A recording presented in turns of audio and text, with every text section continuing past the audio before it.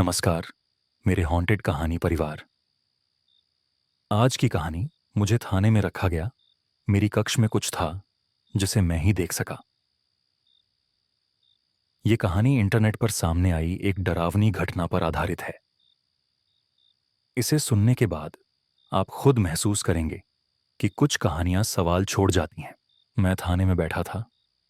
रात के 12 बज चुके थे। बाहर की खामोशी में टोल चौकी से आई एक रसीद मेरे हाथ में थी।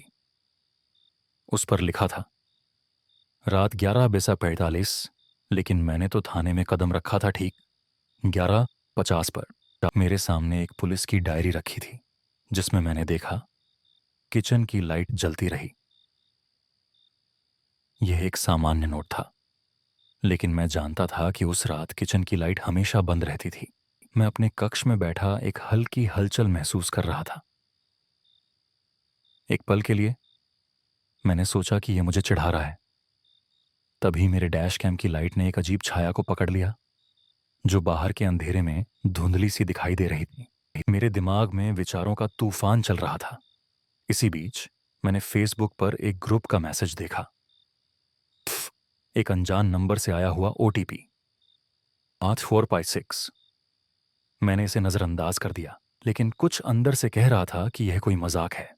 थाने में बैठते बैठते अचानक बिजली चली गई। कक्ष में चारों ओर अंधेरा छा गया। मेरी आंखों के सामने एक काला साया था जिसकी आंखें लाल चमक रही थीं। मैं घबरा गया। वो साया मेरी ओर देख रहा था।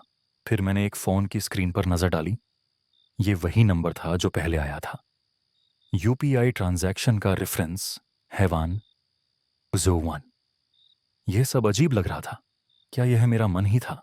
मुझे याद आया कि मेरा परिवार कितनी कठिनाइयों का सामना कर रहा है। छात्र, ऋण और घर की जिम्मेदारियां सभी मुझ पर। लेकिन उन सभी समस्याओं के बीच मेरे बच्चे का चेहरा मुझे मुस्कान देता था। मेरी पत्नी के साथ कॉलेज के अंतिम वर्ष में हमने अनायास ही गर्भधारण का फैसला लिया था। हमने कभी गर्भपात पर विचार नहीं किया। यह सब कुछ आसान नहीं था, लेकिन हम एक परिवार बनाने के लिए बेकरार थे। खुशियों के पल में मैं अपने बच्चे की मुस्कान पर ध्यान देता, लेकिन जैसे जैसे दिन बीत रहे थे एक अंधेरा एहसास मुझे घेरने लगा। वह काला साया कभी कभी मेरे सपनों में आता, जैसे कि वो मुझे जकड़ रहा हो। एक रात फिर वही साया आया। इस बार मैंने उसे स्पष्ट देखा। उसकी आंखों की लाल चमक मेरे हर सवाल का जवाब दे रही थी। तुम्हारी समस्याएं तुम्हारे खुद के अज्ञानता से हैं, उसने कहा। मेरे मन में यह बात गहराई से बैठ गई। क्या मैं सच में अपनी समस्याओं से भाग रहा था? तभी मैंने थाने की दीवार पर लगे सीसीटीवी कैमरे की रिकॉर्डिंग चलाई। यह वही रात थी जब मैंने पहली बार उसे देखा था। वीडियो में मुझे एक लम्हा दिखा। एक काली छाया मेरे पीछे खड़ी थी, लेकिन मैं उसे दूसरी तरफ देख रहा था। टाइम स्टैम्प 12 क्या सच में वह वहां थी या यह सब मेरी सोच का खेल था? मैंने अपने फोन पर एक रसीद देखी जिसमें लिखा था शैतान की दावत 600 जैक्स। ये एक सामान्य खरीदारी की रसीद थी, लेकिन यह कोड मुझे सिहरन दे रहा था। मैंने इसे कभी खरीदा ही नहीं। पुलिस डायरी में एक एंट्री थी, अजनबी ने थाने में प्रवेश किया। मैंने पन्ना पलटा, लेकिन वही पंक्ति पहले से लिखी हुई थी। यह क्या बेतुकी बात थी? क्या मैं बार बार वही देख रहा था? डैश कैम फुटेज में मैंने देखा कि जैसे ही मैं थाने में आया एक दूसरी कार पीछे खड़ी थी। उस कार के नंबर प्लेट पर लिखा था F43N1GHT। क्या यह संयोग था? फिर वह पल आया जब मैंने अपने कक्ष में उस अंधेरे साए का सामना किया।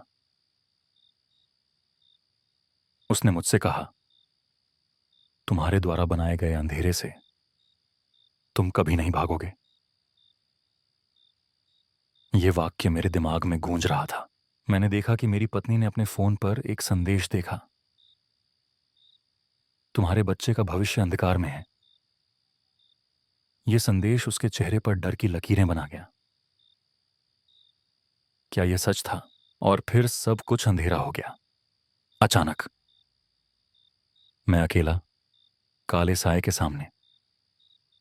उस रात मैंने समझा, जिन चीजों से भागता हूं वो मुझे ही ढूंढ लेती हैं। अगर आपको ये कहानी पसंद आई हो तो लाइक कीजिए, सब्सक्राइब कीजिए और बेल आइकॉन दबाइए। कमेंट में अपनी हॉन्टेड कहानी जरूर लिखिए। अगर आप चाहते हैं आपकी कहानी हम वीडियो में सुनाई तो मेल करें hauntedkahani26@gmail.com। सब्जेक्ट लिखें हॉन्टेड कहानी सबमिशन। मिलते हैं अगली डरावनी कहानी में।